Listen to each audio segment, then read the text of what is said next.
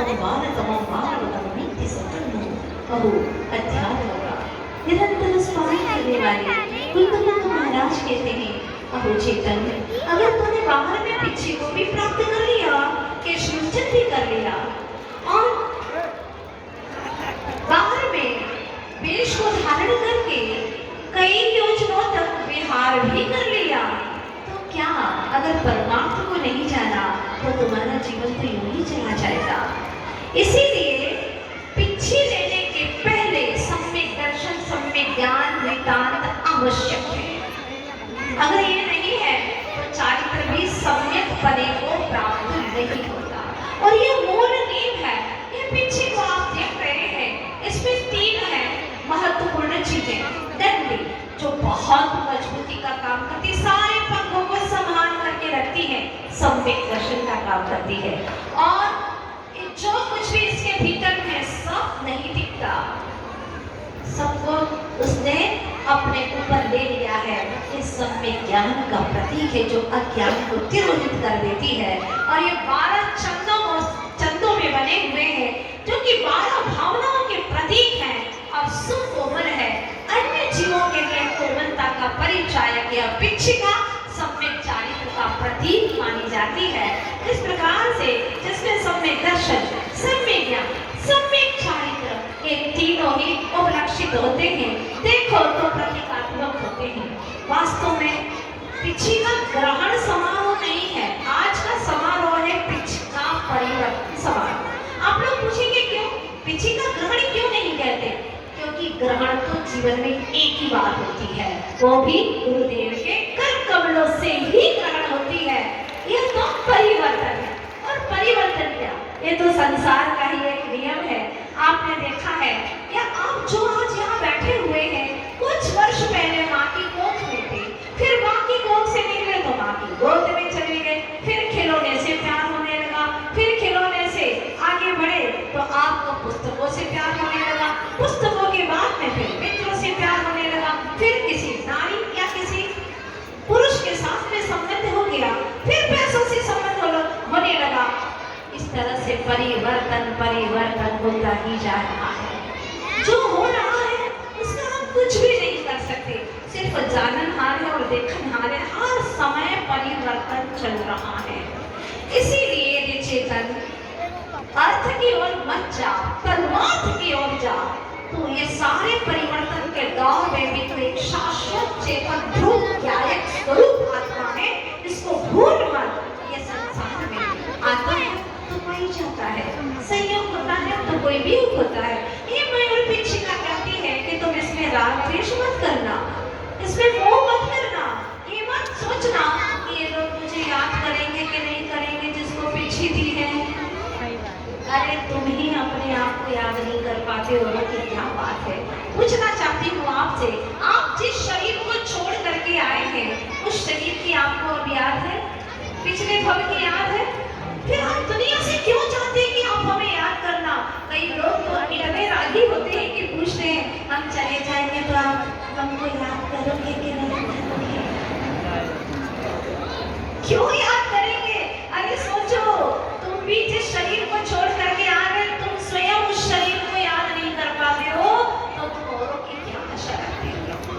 ये संसार तो ऐसा ही परिवर्तनशील है। थमते ही सांसों के संसार बदल जाएगा, थमते ही सांसों के संसार बदल जाएगा। जन परिजन बदलेंगे तो परिवार बदल जाएगा, मीचते ही आंखों के छूटेंगे सब अपने। यह गांव गली बदलेगी, यह गांव गली बदलेगी, घर द्वार बदल जाएगा, घर द्वार बदल जाएगा। जो आज कह रहे हैं कि माता जी आप इंदौर में ठहरिए ना, हमारे विजयनगर में आइए ना, हमारी तो मंशा ही पूरी शेष ही रह गई। बहुत उत्कृष्ट भावना वहाँ के अध्यक्ष की, आज तक वह बोलते रहे माता जी हमारे यहाँ कार्यक्रम कब होगा। गुरुदेव से आशीर्वाद भी मिल गया, लेकिन संयोग ही ऐसा कि वहाँ पर होते होते भी कार्यक्रम नहीं हो पाया। ऐसा ही है आज जो कह रहे हमारे कॉलोनी में आइए, कल 20-25 साल के बाद में उनकी कॉलोनी चेंज हो जाएगी। हो सकता है गांव भी बदल जाए, हो सकता है उनका लोक भी बदल जाए। आज मध्य लोक में है, फिर न जाने अधोलोक में ना जाए, यही मेरी भावना है। हो सकता है उधर लोक की ओर ढुलो यारो, अग्रभाग तक पहुंच जा। तो ये सच है, गांव गली बदलेगी, घर द्वार बदल जाएगा, शत्रु मित्र बदलेंगे तो विश्वास बदल जाएगा, शत्रु मित्र बदलेंगे तो विश्वास बदल जाएगा, अपने पराये बदलेंगे तो इतिहास बदल जाएगा, इतिहास बदल जाएगा, सब कुछ बदलने वाला है। वो सम्राट देखो ना, सोचता है कि मैं तो हमेशा इसी राज्य शासन गद्दी पर ही बैठा रहूंगा, लेकिन उसको भी सीख देने वाला कोई ऐसा बंदा पहुंच गया। कहते हैं ना, कभी कोई प्रकृति हमें शिक्षा दे जाती है तो कोई पुरुष हमें शिक्षा दे जाता है, कोई नहीं दे पाता, वो हमारे कर्म ही हमें शिक्षित कर देते हैं। और जो कर्मों से भी नहीं सुधरता, समझ लेना अब वो सुधरना उसका बहुत मुश्किल है, बहुत देर लगेगी। वह सम्राट बड़ा अभिमानी अहंकारी, अचानक उसके सेवक ने आकर के कहा, राजन बहुत परेशान है, एक व्यक्ति 3 रात से यहाँ आता है और चिल्लाता है कि मेरा ऊंट खो गया है, मुझे राजा के महल की छत पर जाने दो। तो मैंने उससे कहा, राजन कि राजा के महल की छत के ऊपर ऊंट कहाँ से होगा? उसने कहा, अरे क्या हो गया, घूमते घूमते छत पर भी जा सकता है। मैंने कहा, पागल हो गई क्या? और किसी की छत की बात नहीं, और किसी की छत की बात होती तो चलो फिर भी मान लेते, लेकिन राजा के महल की छत पर कैसी बात करते हो? लेकिन उसने कहा, नहीं मुझे तो देखना ही है, मेरा ऊंट वहीं पर मिल सकता है।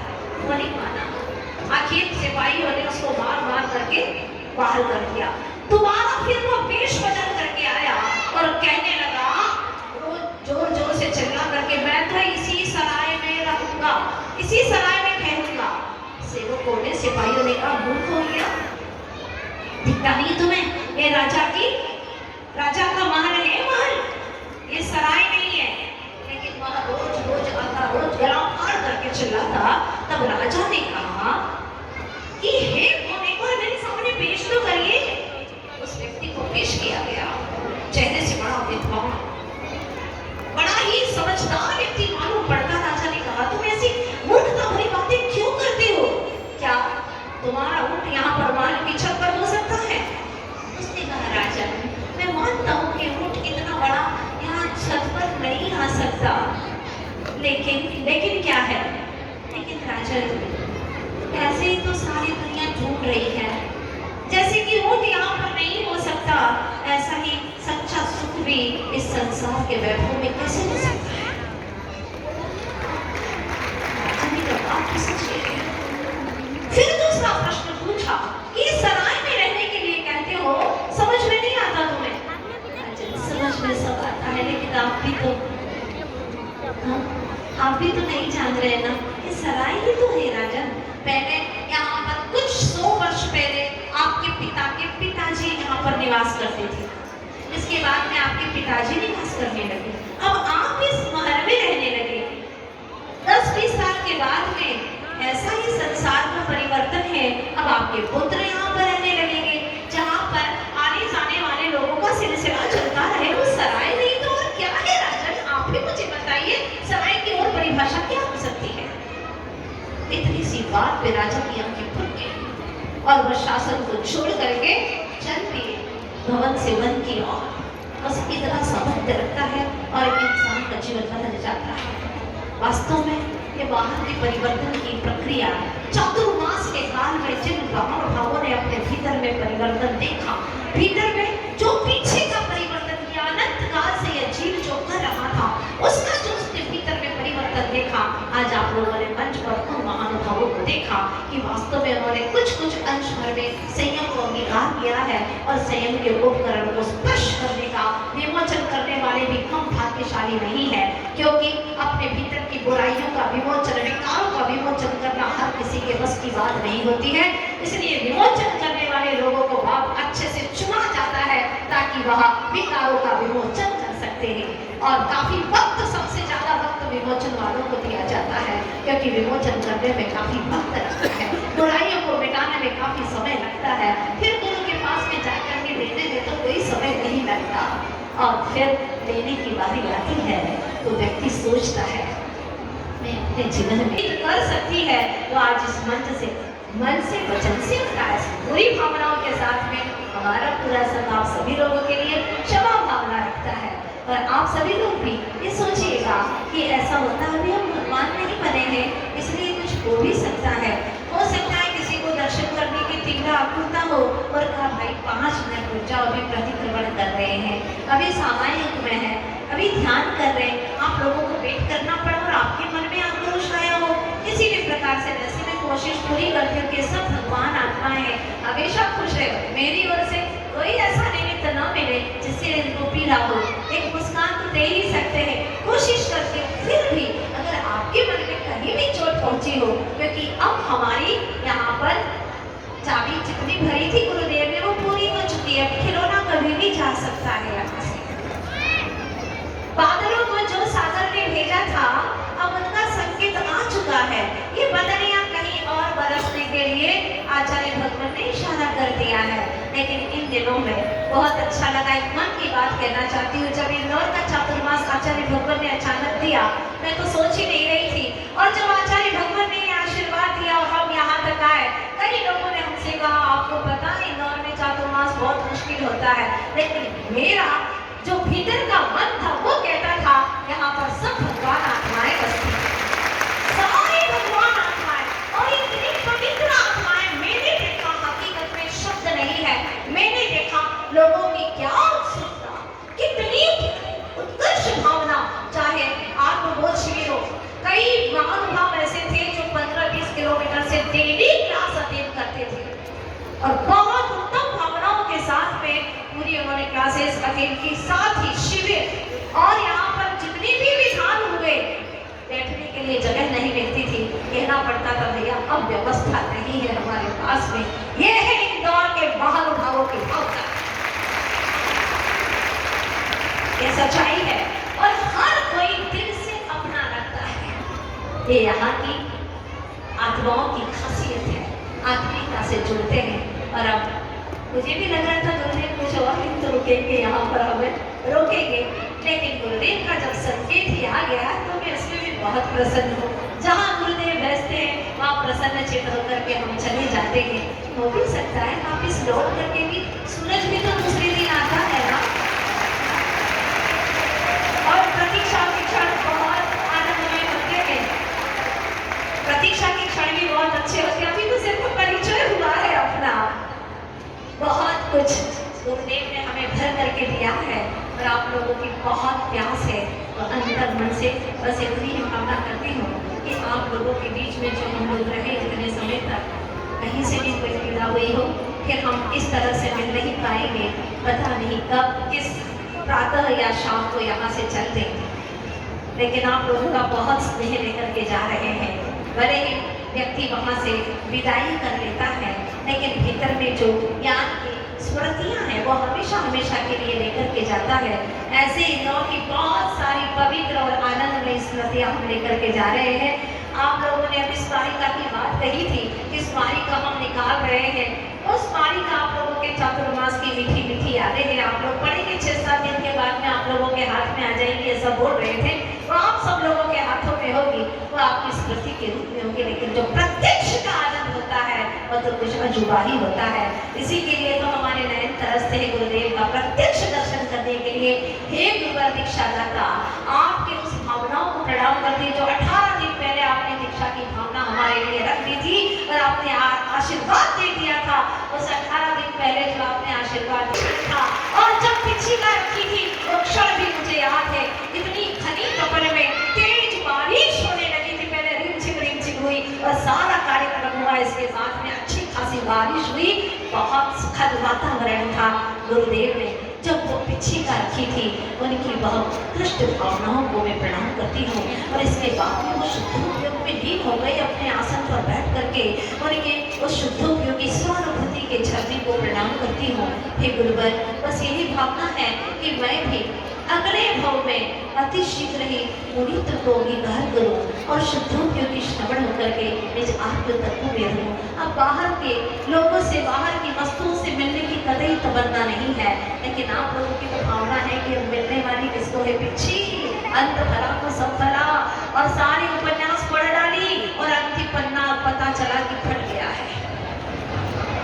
तो अंतिम पन्ने को बांटते हैं, बहुत कुछ कहना था लेकिन समय नहीं है।